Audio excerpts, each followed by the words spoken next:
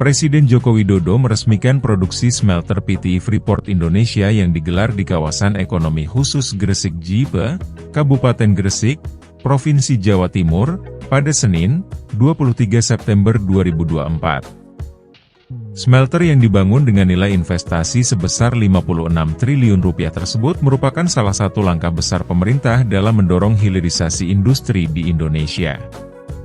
Dalam sambutannya, Presiden Jokowi menjelaskan bahwa proses negosiasi pembangunan smelter tersebut tidak mudah. Namun setelah melalui perjalanan panjang, proyek smelter yang berdiri di atas lahan seluas lebih dari 100 hektar ini akhirnya rampung dan siap beroperasi. Jokowi menyoroti dampak positif dari smelter tersebut bagi penerimaan negara yang diperkirakan mencapai 80 triliun rupiah. Angka ini, menurut Jokowi, sangat signifikan dibandingkan jika Indonesia hanya mengekspor bahan mentah. Jokowi juga menyatakan bahwa keberadaan smelter ini merupakan bagian dari upaya Indonesia untuk mengolah sumber daya alamnya sendiri dan mengurangi ekspor bahan mentah. Dengan smelter ini, PT Freeport Indonesia mampu memurnikan 1,7 juta ton konsentrat tembaga dari Papua. Selain itu, smelter ini juga diharapkan dapat memberikan dampak besar pada sektor usaha kecil dan menengah di tanah air. Smelter yang sangat besar sekali dengan investasi juga yang sangat besar sekali.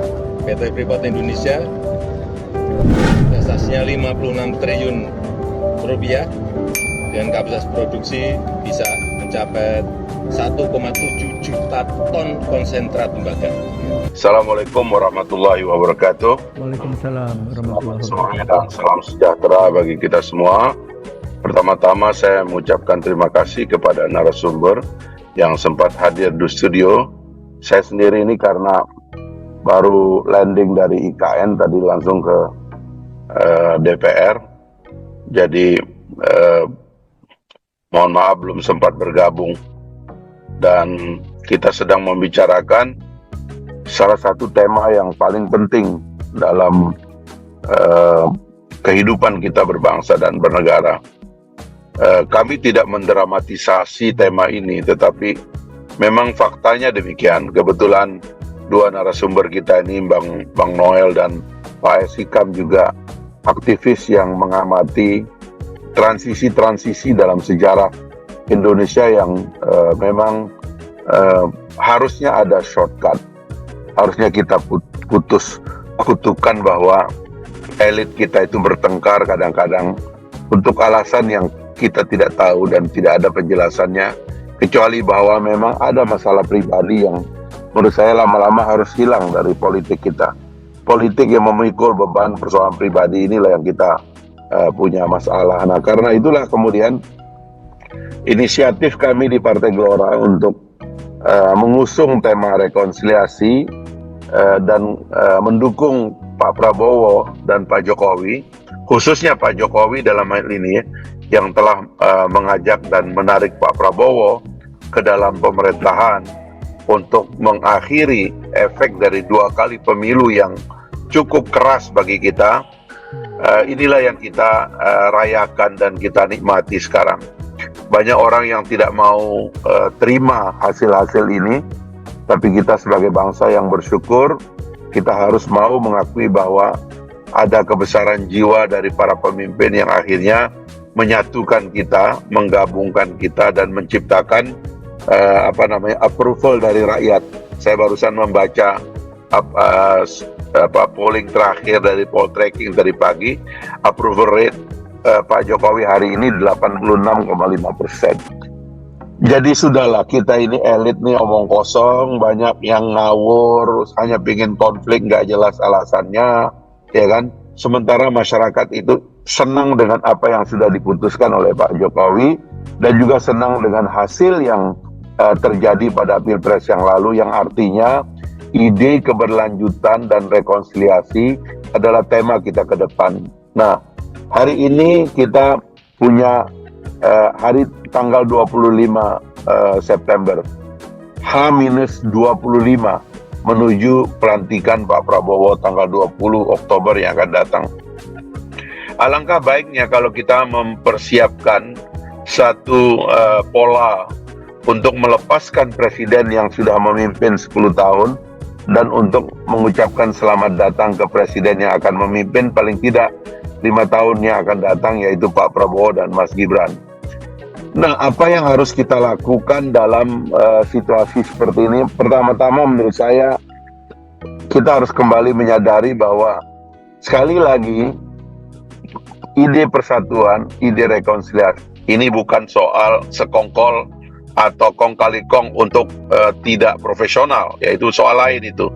Tapi adalah ikhtiar dan upaya keras kita untuk bersatu menyongsong masa depan kita sendiri. Itu dulu, kita punya alat-alat persatuan yang dahsyat. Kita punya Pancasila, kita punya Undang-Undang Dasar, kita punya nilai-nilai kebersamaan yang telah mengikat kita selama ini. Harusnya ini yang menjadi ide kenapa kita harus membangun persatuan. Sekali lagi, persatuan dalam pengertian yang sebenarnya, dalam pengertian yang dewasa, yaitu persatuan yang membuat kita itu bisa melihat persoalan kita bersama, keluar dari like and dislike, keluar dari kebencian, apalagi mengembangkan metode komunikasi hari ini yang sangat dipenuhi oleh kebohongan, berita bohong, dan sebagainya lah, kebencian dan sebagainya. Nah, itu yang pertama. Yang kedua, kita harus mengevaluasi sistem kita yang cenderung memecah belah. Saya mengatakan pemurnian presidensialisme. Hari-hari ini memang kita memerlukan konsolidasi presidensialisme. Bahwa presiden terpilih adalah satu-satunya power di cabang eksekutif. Nah, di masa-masa yang lalu di cabang eksekutif ini terlalu banyak power-power liar, mohon maaf saja. Pengendali kekuasaan terlalu banyak di cabang eksekutif, bahkan berasal dari tubuh pemerintahan sendiri.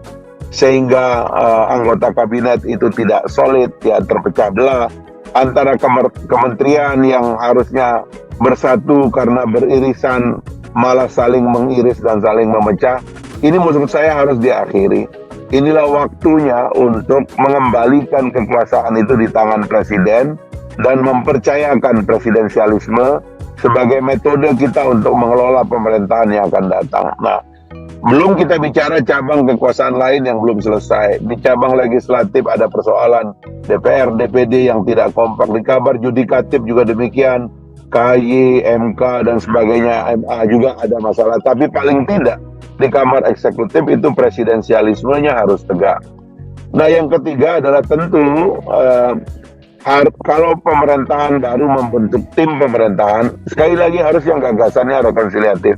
Saya ingin menggarisbesarkan poin ini karena saya ada kecurigaan, kami ada kecurigaan terus terang aja. Banyak yang sekarang ini bergabung motifnya bukan untuk bersatu. Tapi paling tidak mereka dua punya motif yang menurut saya harus dihindari. Yang pertama adalah motif untuk memecah persatuan yang sudah muncul di antara Pak Prabowo dan Pak Jokowi.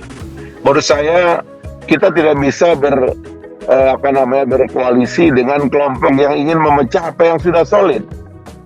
Ada yang ingin mengganggu kepemimpinan Pak Prabowo dengan menyingkirkan Mas Gibran terlebih dahulu misalnya di tengah jalan. Ini adalah niat-niat berkoalisi yang tidak ikhlas. Kalau mau ikhlas, terima hasil pemilu, nyatakan hasil pemilu, ungkapkan terima kasih kepada Pak Prabowo dan Pak Jokowi yang telah mempersatukan kita, dan akui bahwa kepemimpinan Pak Jokowi dalam memimpin kita selama ini ada banyak keberhasilan yang harus kita terima. Baru kita bisa bergabung. Kalau itu tidak dilakukan, itu agak sulit bagi kita gitu. Sehingga kembali nanti presidensialisme kita tidak solid dan tidak murni. Menurut saya marilah kita sama-sama berdewasa ya untuk menyongsong pemerintahan baru, karena kita ingin pindah ke IKN, kita ingin merayakan datangnya Indonesia Emas. Saya kemarin diajak presiden untuk meresmikan 3 smelter luar biasa. Terjadi pertumbuhan nilai tambah ribuan persen pada raw material kita yang sudah kita kirim ke luar negeri mentah-mentah sejak 400 tahun yang lalu, kata beliau, sampai-sampai kata Pak Jokowi, sampai-sampai ekonomi dunia ini, industri negara-negara maju yang maju karena kita ini sudah kecanduan dari sumber daya alam yang disedot dari bangsa Indonesia, sementara kitanya sendiri tidak pernah punya kesempatan untuk mengelola hasil kita sendiri. Terharu melihat batangan emas, terharu melihat batangan tembaga, terharu melihat batangan aluminium dan alumina, terharu kita melihat semua hasil-hasil yang akhirnya bisa diproduksi di dalam negeri. Dengan pertumbuhan atau angka value added ribuan %.